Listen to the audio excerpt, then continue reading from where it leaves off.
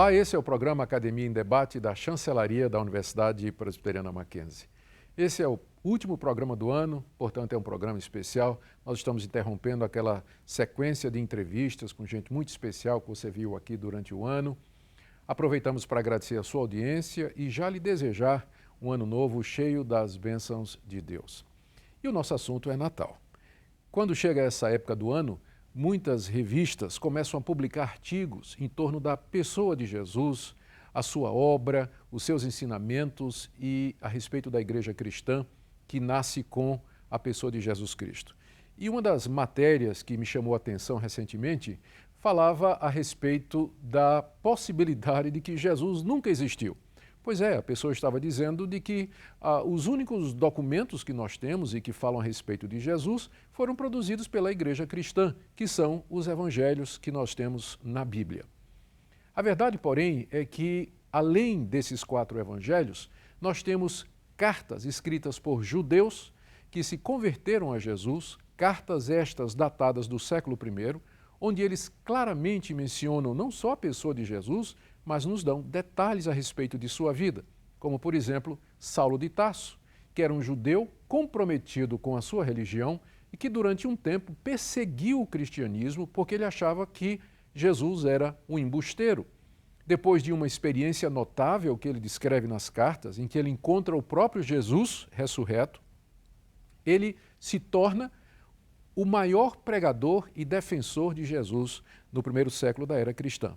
Ele escreveu cerca de 13 cartas a diversas comunidades cristãs, todas elas datando de antes do ano 70, onde ele fala a respeito da pessoa de Jesus. E não só Saulo de Tarso, mas outras pessoas como Pedro, pessoas como Tiago, João, que eram hebreus, que moravam na região da Palestina, que se tornaram seguidores de Jesus e que nos deixaram por escrito cartas e documentos onde eles atestam que andaram com Jesus, estiveram com Jesus, falaram com ele e aprenderam dele. Não só isso, já no século II nós encontramos documentos que nós chamamos de patrística, escritos por pessoas vivendo no século II e que se diziam seguidores daqueles que tinham sido testemunhas da vida de Jesus, como por exemplo Papias, que se dizia discípulo de João, que por sua vez tinha sido discípulo de Jesus. Nós temos hoje cerca de 5.000 fragmentos de documentos manuscritos, datando a começar do século II em diante até a descoberta da imprensa, que nos falam a respeito da pessoa de Jesus. São fragmentos dos evangelhos, dessas cartas. Nós temos ostracas, que são pedaços de barro, onde eram escritas ou feitas inscrições a respeito da pessoa e da vida de Jesus. Temos pergaminhos preservados. Pergaminhos, eles são feitos de couro e era também utilizado como material de escrita. Afora algumas referências curiosas da parte de pessoas que não eram cristãs, como, por exemplo, um historiador romano que diz que o imperador Cláudio, por volta do ano 60, mandou que os judeus saíssem de Roma por causa da instigação de um tal de Cresto. Quem seria esse Cresto?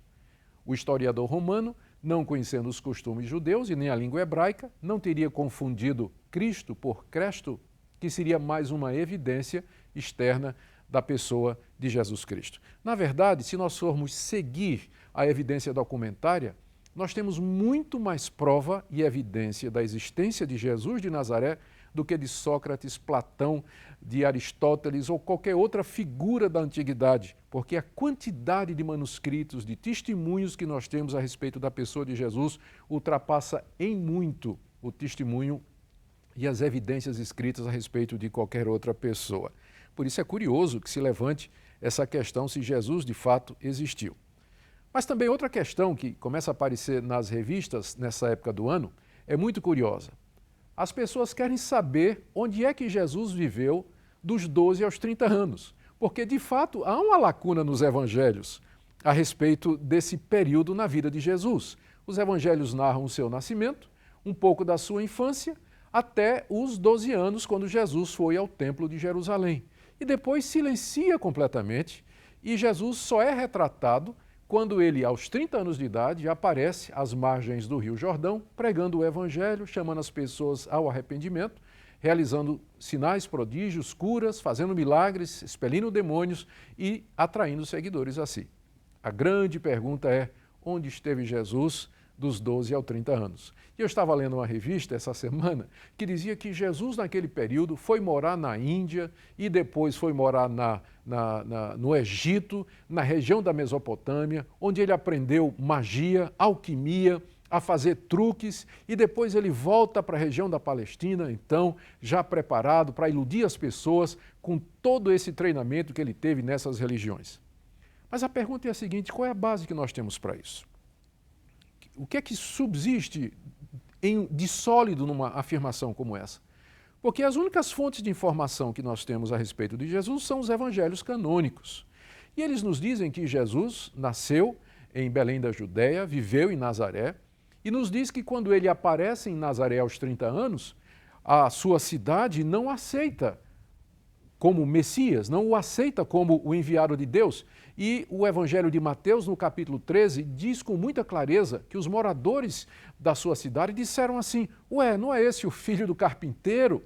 Não estão aqui os seus irmãos, e citam inclusive o nome dos irmãos de Jesus, não estão aqui entre nós as suas irmãs? E ficaram escandalizados com Jesus. Ora, se Jesus tivesse passado todo esse tempo fora da Palestina, fora da sua cidade, aprendendo alquimia e magia em uma cultura estrangeira, por que essa reação dos moradores da cidade? A reação simplesmente denota que Jesus era conhecido, que ele cresceu na cidade, ele seguiu a profissão do seu pai, José, ele era carpinteiro, vivia com sua família e vivia juntamente com os moradores da cidade. É por isso que eles estranharam quando Jesus aparece fazendo milagres. A gente conhece esse Jesus, por que ele tem esse poder agora? É uma evidência. Mas tem outra também.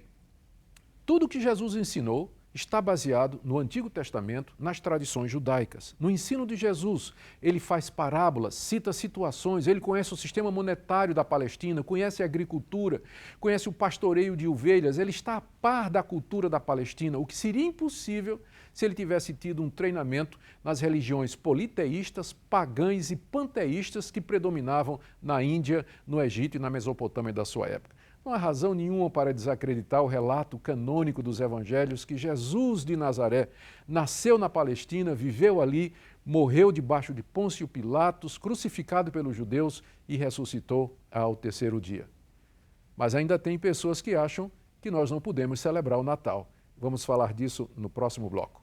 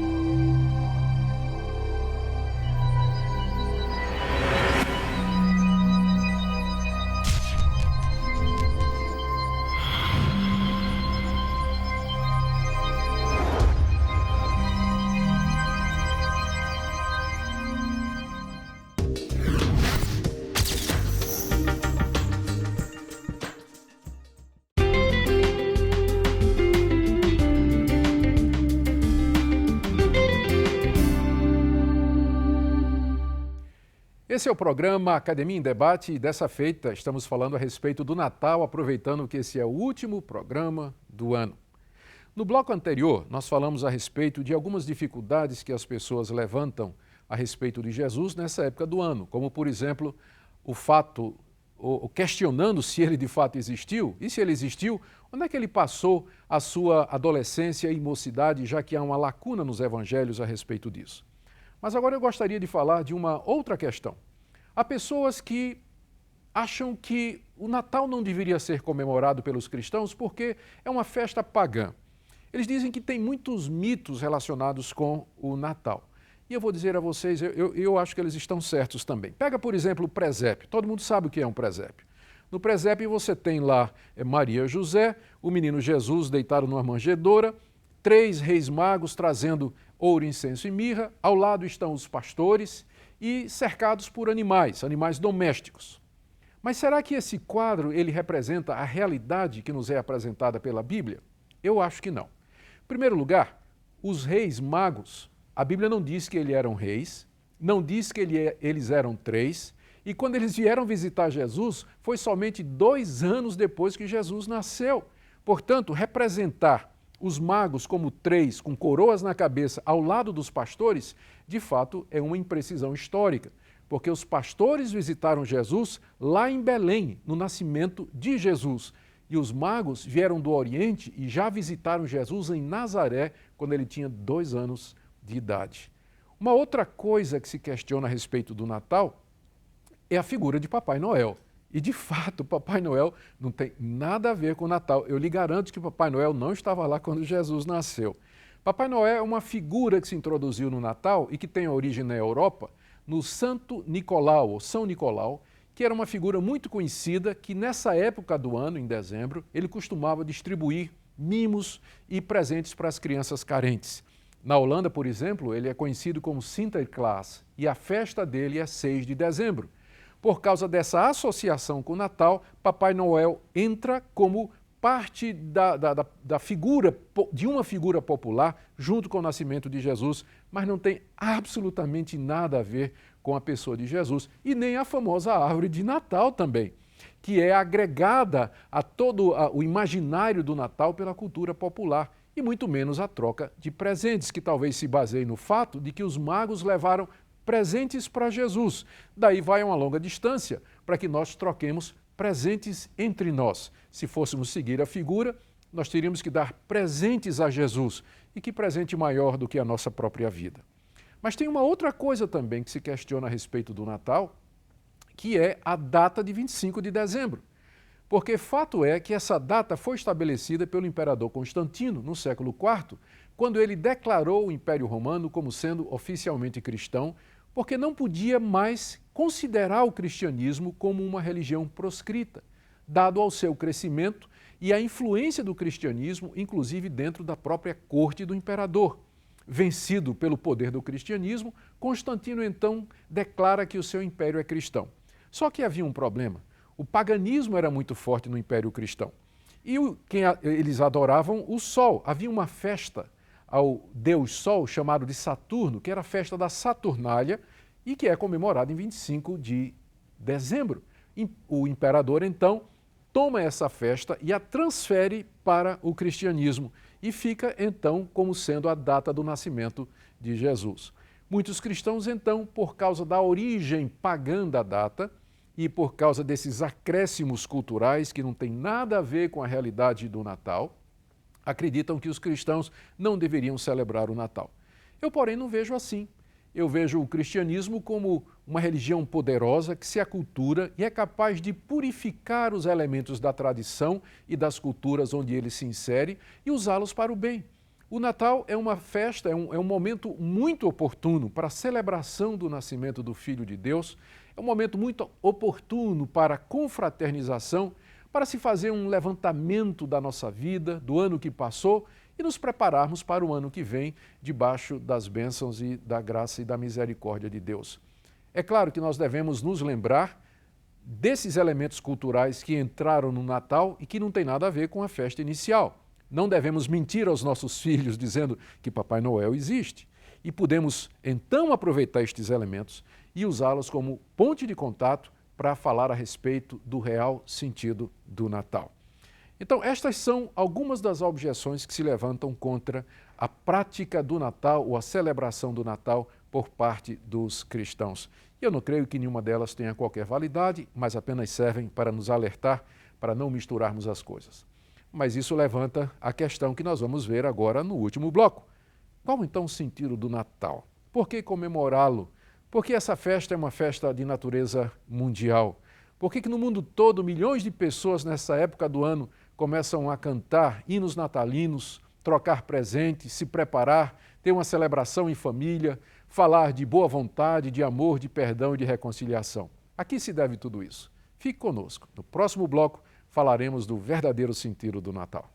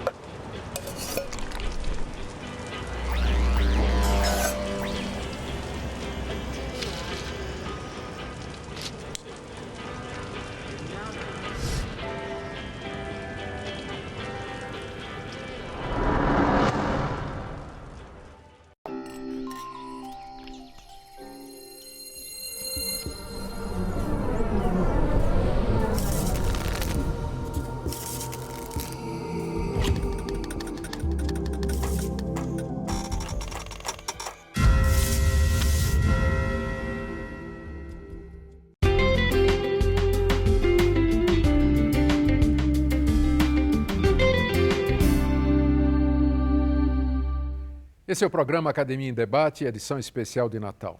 No primeiro bloco do programa de hoje, nós discutimos alguns questionamentos que se faz nessa época do ano a respeito do Natal. O primeiro deles é se Jesus de fato existiu. O segundo é se ele existiu, onde é que ele morou dos 12 aos 30 anos, já que os evangelhos não nos dão essa informação. E em seguida nós fomos para o outro lado, para pessoas que acham que não se deveria comemorar o Natal por conta da sua origem pagã. A data é pagã, figuras como o Papai Noel, a árvore, a prática da troca de presentes, nada disso tem a ver com o relato original dos evangelhos. E o presépio, a figura do presépio, transmite uma ideia errada dos eventos históricos. Nós demos uma resposta a tudo isso. Mas agora, no bloco final, eu gostaria de ver a questão mais importante de todas, que é o significado do Natal. Eu creio que o significado do Natal está muito bem contido no nome do aniversariante, Jesus. No Evangelho de Mateus, no capítulo 1, nós temos o relato da Anunciação, em que um anjo aparece a Maria, aparece a José e diz que a sua esposa Maria está grávida, dará à luz um filho que é o Filho de Deus e que o nome dele deverá ser Jesus. E o anjo explica: porque ele salvará o seu povo dos seus pecados. O que tem Jesus com salvação de pecados? Por que esse nome dado pelo anjo por ordem de Deus? A palavra Jesus, o nome Jesus, na verdade, era um nome muito comum naquela época, como Ricardo, João, Pedro. Não era um nome especial, mas era um nome grego que é a tradução do nome hebraico Josué, que vem do verbo grego yashar, que significa salvar. Então, Josué significa aquele que salva, em hebraico. E a tradução para o grego é exatamente Jesus. Então, Jesus significa aquele que salva ou salvador. Foi por isso que o anjo disse que o nome do filho de Maria deveria ser Jesus, porque ele salvaria o seu povo dos seus pecados. Quando nós pensamos nessa expressão do anjo, ele salvará o seu povo dos seus pecados, a primeira pergunta que nos vem à mente é: nós precisamos de salvação dos nossos pecados? O que é que há de tão ruim no pecado, ou o que é que há de tão errado que nós fazemos que nos coloca na necessidade de salvação? A resposta é muito simples. De acordo com a Bíblia, o pecado é a transgressão da lei de Deus. Significa você fazer aquilo que Deus disse que você não deveria fazer, e você deixar de fazer aquilo que Deus disse que você deveria fazer. Por exemplo, os 10 mandamentos. Quando Deus diz assim: não terás outros deuses diante de mim, na hora que você adora outros deuses, você quebrou a lei de Deus e cometeu pecado. Mas a lei de Deus também diz: respeite o seu pai e sua mãe, respeite as autoridades. Quando você desrespeita seu pai e sua mãe, quando você ofende seu pai e sua mãe, você quebrou a lei de Deus e cometeu pecado também. Para sermos honestos, não existe pessoa alguma que tenha jamais cumprido a lei de Deus com perfeição. Todos nós fazemos o que Deus diz que não deve ser feito ou deixamos de fazer aquilo que Ele diz que nós devíamos fazer. Não há nenhuma pessoa que com perfeição cumpra os mandamentos de Deus. É por isso que a Bíblia diz: todos pecaram, não há um justo, nenhum sequer. O problema é que o pecado traz uma consequência. E a consequência é essa, que ele nos afasta de Deus e nos coloca debaixo do justo juízo de um Deus santo e verdadeiro. E é disso que nós precisamos ser salvos, da consequência do nosso pecado. E a consequência é a morte e a condenação eternos por causa da nossa incapacidade de obedecer a Deus, incapacidade essa voluntária, porque nós pecamos porque queremos. Jesus é chamado de Salvador porque ele veio nos salvar das consequências tristes dos nossos pecados. E ele nos salva, em primeiro lugar, da culpa dos nossos pecados, porque os pecados nos tornam culpados diante de Deus. De que maneira ele faz isso? A Bíblia nos diz que lá na cruz do Calvário, Jesus Cristo, como nosso representante, recebeu o justo castigo que nós merecemos. A culpa que era nossa foi lançada sobre ele e ali ele sofre, ele experimenta na sua carne e na sua alma todo o sofrimento que nos é devido. O sofrimento que eu deveria passar e que você deveria passar. Jesus então nos livra da culpa do pecado, mas ele também veio nos livrar de um outro aspecto do pecado. O pecado é um poder que domina a pessoa. O pecado escraviza as pessoas se habituam a fazer as coisas erradas, elas desenvolvem hábitos pecaminosos, elas desenvolvem atitudes erradas, elas se acostumam a fazer o que não presta, não é verdade? Você sabe o que eu estou falando, como é difícil lutar contra uma tendência, um desejo que você sabe que não está correto. Pois bem, Jesus é chamado de Salvador, porque ele também veio nos livrar do poder do pecado. Ele veio nos providenciar um poder extraordinário acima do nosso, que é capaz de vencer as paixões, os desejos e as vontades que não estão de acordo com aquilo que Deus revelou na sua palavra. Então, ele não somente nos livra da culpa do pecado, mas ele também nos dá poder para nos livrar do poder intrínseco do pecado em nós, da nossa inclinação para o mal. Deixa eu explicar melhor. A Bíblia diz que ele ressuscitou dos mortos para uma nova vida. Ele ressuscita com o poder da vida eterna. Quando nós estamos unidos a Jesus, o poder da ressurreição vem a nós e nós podemos dominar essa tendência que está em nós. Mas há um terceiro elemento. O pecado está em nós, está em mim, está em você. Nós não temos como nos livrar dele. Vamos estar nessa briga até o último dia da nossa existência. Mas Jesus um dia nos livrará da presença do pecado. Porque quando ele ressuscitou dos mortos, ele ressuscitou para uma nova vida perfeita, onde o pecado não existe mais. E ele prometeu que um dia ele também ressuscitaria os que são seus e lhes daria um corpo perfeito, imortal, incorruptível, sem a presença do pecado. Portanto, ele é um salvador completo. Ele salva da culpa do pecado, do poder do pecado e da presença do pecado. É por isso que a gente celebra o Natal. É por isso que nós nos alegramos no Natal. É por isso que o nome dele é Jesus. E é por isso que eu lhe peço que nesse final de ano, na época do Natal, quando você estiver com sua família, quando você estiver lá naquela ceia gostosa, trocando presentes, ou com seus amigos, celebrando o Natal de alguma maneira, pare para pensar nisso. Não somos nós que estamos dando presentes uns aos outros, mas é Deus que nos deu um presente. E esse presente é Jesus, o Salvador. E que seja um momento muito especial na sua vida, porque você sabe tão bem como eu que você é um pecador, como eu sou também, e que nós precisamos de salvação, precisamos de perdão e de libertação. É esse o espírito do Natal. Muito obrigado pela sua audiência ao nosso programa durante esse ano. Desejo um Natal feliz e abençoado para você e um ano novo cheio de bênçãos, sob a proteção de Jesus, que nos livra da culpa, do poder e da presença do pecado. Até o ano que vem. Deus o abençoe.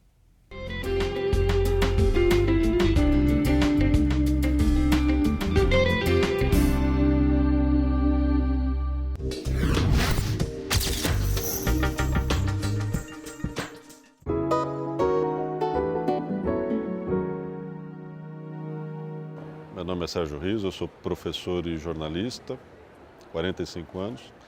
O livro que eu recomendo é A Fogueira das Vaidades, de Tom Wolfe, sobretudo para estudantes e profissionais de jornalismo, mas também para todos os interessados em compreender um pouco melhor o significado de Nova York para a cultura ocidental do final do século XX. O livro do Tom Wolfe, primeiro romance de um jornalista conhecido por ter sido um dos grandes nomes do novo jornalismo, do jornalismo literário, como preferem alguns, é um diagnóstico de como, por trás dos cartões postais da cidade, você encontra uma profunda desigualdade social, que muita gente não suspeita que exista em Nova York, de como é, sobretudo, que a cidade é buscada por muita gente, para quem a vaidade é importante, né? Quer dizer, Nova York é o lugar que se escala, né? É o lugar onde se procura chegar sempre no cume, principalmente para quem trabalha com dinheiro, principalmente para os profissionais do mercado financeiro. A adaptação feita pelo diretor Brian De Palma do romance do Tom Wolfe, que foi lançada também como A Fogueira das Vaidades, enfrenta todas as dificuldades habituais de um filme que queira condensar uma obra literária complexa como é o romance do Tom Wolfe, mas me parece que nesse caso a adaptação é ainda mais infeliz do que a média, porque opta por destacar o que o romance tem de irônico, mas perdendo a elegância da prosa do Tom Wolfe, perdendo o que o romance tem de mais sutil. Quer dizer, o que acontece com o filme do Brian De Palma é que ele se torna uma espécie de chanchada. Do ponto de vista cinematográfico, a gente pode discutir se isso funciona ou não, mas o fato é que a adaptação para cinema muito distante do resultado do romance.